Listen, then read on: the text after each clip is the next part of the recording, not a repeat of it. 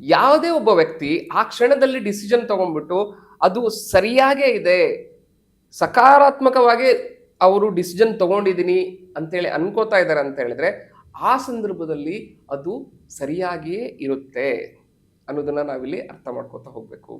ಇವಾಗ ನೀವು 5 ವರ್ಷದ ಹಿಂದೆ ನಿಮ್ಮ ಒಂದು ಕರಿಯರ್ನ ಚೂಸ್ ಮಾಡಬೇಕಾದ್ರೆ ಇಂಥದೇ ಕರಿಯರ್ನ ನಾನು ಚೂಸ್ ಮಾಡಬೇಕು, ಇಂಥದೇ ಸ್ಟಡೀಸ್ನ ಮಾಡಬೇಕು ಅಂತ ಹೇಳಿ ನೀವು ಅನ್ಕೊಂಡು ಆ ಒಂದು ಕೋರ್ಸ್ನ ನೀವು ಕಂಪ್ಲೀಟ್ ಮಾಡ್ಕೊಂಡಿರ್ತೀರ.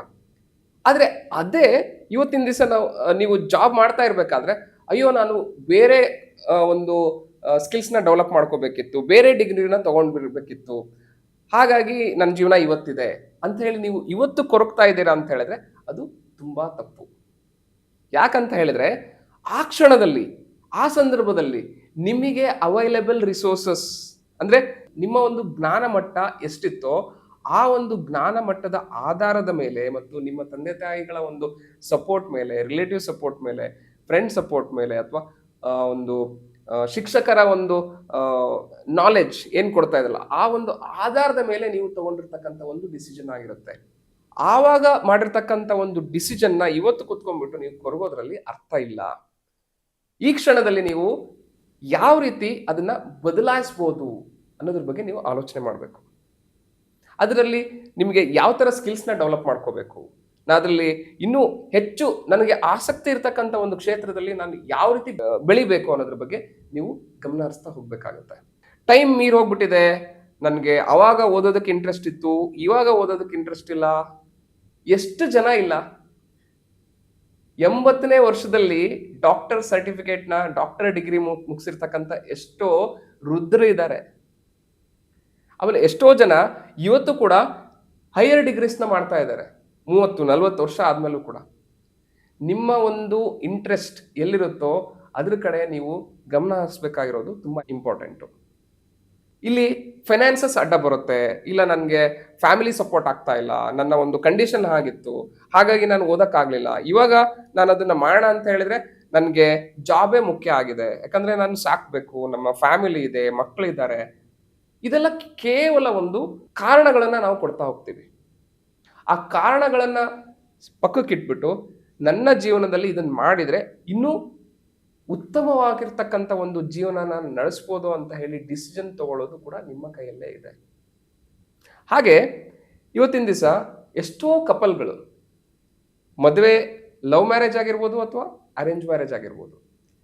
ಲವ್ ಮ್ಯಾರೇಜ್ ಆಗಿರ್ತಕ್ಕಂಥವ್ರು ಅನ್ಕೋತಾರೆ, ಇಲ್ಲ ನಾನು ಲವ್ ಮಾಡೋಕ್ಕಿಂತ ಮುಂಚೆ ಸ್ವಲ್ಪ ಅರ್ಥ ಮಾಡ್ಕೋಬೇಕಿತ್ತು, ಅವ್ನ ಬ್ಯಾಕ್ಗ್ರೌಂಡ್ ತಿಳ್ಕೊಬೇಕಿತ್ತು, ನಾನು ಆ ಒಂದು ಪ್ರೀತಿ ಅಮಲ್ನಲ್ಲಿ ಮುಳುಗ್ಬಿಟ್ಟಿದ್ದೆ, ಬ್ಯಾಕ್ಗ್ರೌಂಡ್ ತಿಳ್ಕೊಳ್ಳೇ ಇಲ್ಲ, ಅವನು ಏನು ಮಾಡ್ತಾ ಇದ್ದಾನೆ ಅಂತ ಹೇಳ್ಬಿಟ್ಟು ಇವತ್ತಿನ ದಿವಸ ಅವನು ಕುಡುಕ ಅಥವಾ ನನ್ನ ಒಂದು ಮೆಂಟಾಲಿಟಿಗೆ ಸೆಟ್ ಆಗ್ತಾ ಇಲ್ಲ ಅಂತ ಹೇಳ್ಬಿಟ್ಟು ಎಷ್ಟೋ ಜನ ಡಿವೋರ್ಸಸ್ ಆಗ್ತಾ ಇದ್ದಾರೆ.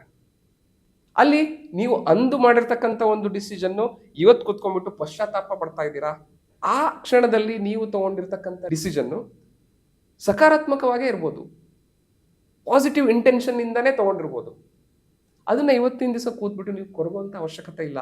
ಹೋಗಿರ್ತಕ್ಕಂಥ ಸಮಯ ಹೋಯ್ತು ಅಂತ ಹೇಳಿ ನೀವು ಅದ್ರ ಬಗ್ಗೆ ಡೀಪಾಗಿ ನೆಗೆಟಿವ್ ಆಲೋಚನೆ ಮಾಡುವಂಥ ಒಂದು ಅವಶ್ಯಕತೆ ಇಲ್ಲ.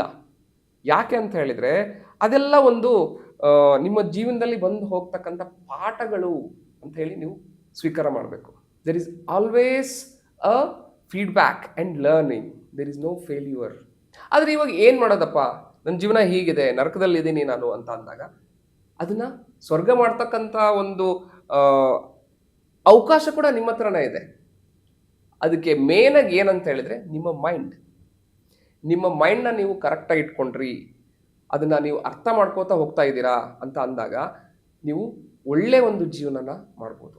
ಎಂಥದೇ ಸಂದರ್ಭ ಇರಲಿ, ಫೈನಾನ್ಷಿಯಲ್ ಇಶ್ಯೂಸ್ ಆಗಿರ್ಬೋದು, ಒಂದು ರಿಲೇಷನ್ಶಿಪ್ ಇಶ್ಯೂಸ್ ಆಗಿರ್ಬೋದು, ಕರಿಯರ್ ಇಶ್ಯೂಸ್ ಆಗಿರ್ಬೋದು, ಯಾವುದೇ ಇಶ್ಯೂಸ್ನ ಕೂಡ ನಿಮ್ಮ ಒಂದು ಮನಸ್ಸನ್ನು ನೀವು ಅರ್ಥ ಮಾಡ್ಕೊಳ್ಳೋದ್ರ ಮುಖಾಂತರ ನೀವು ನಿಮ್ಮ ಜೀವನನ ನಿಮ್ಮ ಕೈಯಲ್ಲಿ ತಗೋಬೋದು.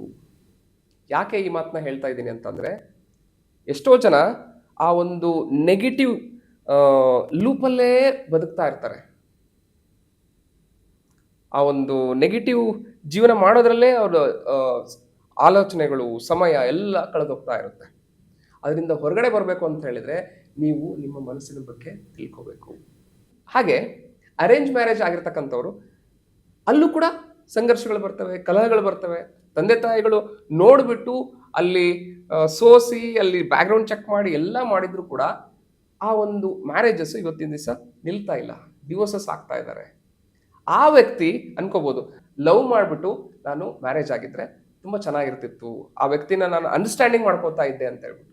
ಸೊ ಇಲ್ಲಿ ಆ ಕ್ಷಣದಲ್ಲಿ ನಾವು ತಗೊಂಡಿರ್ತಕ್ಕಂಥ ಒಂದು ಡಿಸಿಷನ್ ಉದ್ದೇಶಪೂರ್ವಕವಾಗಿ ಮತ್ತು ಪಾಸಿಟಿವ್ ಇಂಟೆನ್ಷನ್ ಇಂದನೇ ತಗೊಂಡಿರ್ತೀವಿ ಅನ್ನೋದನ್ನ ನಾವು ಇಲ್ಲಿ ಅರ್ಥ ಮಾಡ್ಕೋಬೇಕು.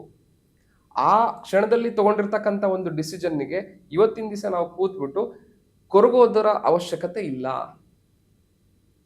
ಆಗ ತಗೊಂಡಿರ್ತಕ್ಕಂಥ ಡಿಸಿಷನ್ನು ಆ ಸಮಯಕ್ಕೆ ಆ ಸಂದರ್ಭದಲ್ಲಿ ನನ್ನ ನಾಲೆಡ್ಜಿಗೆ ತಕ್ಕಂಗೆ ಆ ಒಂದು ಡಿಸಿಷನ್ ತಗೊಂಡಿದ್ದೀನಿ. ಅಥವಾ ನನಗೆ ನಾಲೆಜ್ ಇಲ್ಲ ಅಂತ ಹೇಳಿದ್ರೆ ಆ ಕ್ಷಣದಲ್ಲಿ ನಮ್ಮ ತಂದೆ ತಾಯಿಗಳಿಗೆ ಅಥವಾ ನನಗೆ ಸಪೋರ್ಟ್ ಆಗಿರ್ತಕ್ಕಂಥ ವ್ಯಕ್ತಿಗಳಿಗೆ ಏನ್ ನಾಲೆಜ್ ಇತ್ತು ಆ ನಾಲೆಜ್ ಮುಖಾಂತರ ಆ ಸಂದರ್ಭದಲ್ಲಿ ಡಿಸಿಷನ್ ತಗೊಂಡಿರ್ತಾರೆ ಅನ್ನೋದನ್ನ ನೀವು ಇಲ್ಲಿ ಅರ್ಥ ಮಾಡ್ಕೋಬೇಕು.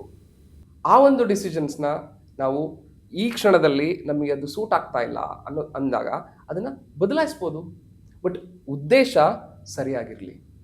ನಮ್ಮ ಉದ್ದೇಶ ಯಾವ ರೀತಿ ಇರಬೇಕು ಅಂತ ಹೇಳಿದ್ರೆ ನನ್ನ ಜೀವನನೂ ಚೆನ್ನಾಗಿರ್ಬೇಕು, ನನ್ನ ಸುತ್ತಮುತ್ತಲು ಇರ್ತಕ್ಕಂಥ ಜೀವನನೂ ಚೆನ್ನಾಗಿರ್ಬೇಕು ಅನ್ನೋ ಒಂದು ಸಕಾರಾತ್ಮಕ ಭಾವನೆಯಿಂದ ನೀವು ಆ ಒಂದು ಸರಿಯಾದ ಡಿಸಿಷನ್, ಆ ಒಂದು ಚಾಯ್ಸ್ ಮತ್ತೆ ಆ ಒಂದು ಸಕಾರಾತ್ಮಕ ಆಲೋಚನೆಯನ್ನ ಮಾಡಿದಾಗ ನೀವು ತಗೊಳ್ತಕ್ಕಂಥ ಪ್ರತಿಯೊಂದು ನಿರ್ಧಾರ ಕರೆಕ್ಟ್ ಆಗಿರುತ್ತೆ ಅಂತ ಹೇಳಿ ನಾನಿಲ್ಲಿ ಹೇಳೋದಕ್ಕೆ ಇಷ್ಟಪಡ್ತೀನಿ. Thank you.